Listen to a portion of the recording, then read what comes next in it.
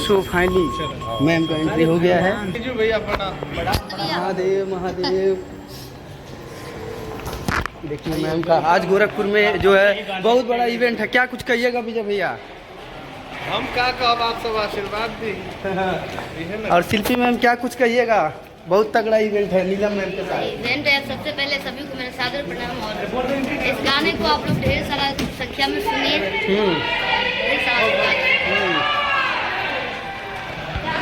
देख सकते हैं इधर शिल्पी मैम का जोरदार एंट्री जो है होता हुआ गोरखपुर के धरती पे बाबा के नगरी में। शिल्पी मैम, विजय चौहान जी, हमारे राहुल भाई, पीछे निशा जी। आज जिस सॉन्ग के लॉन्च के लिए हम लोग यहाँ उपस्थित हैं, जोरदार ताली।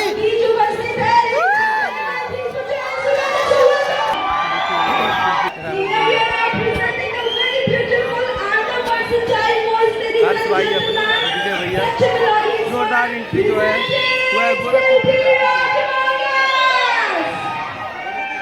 जो है एंट्री हुआ है। और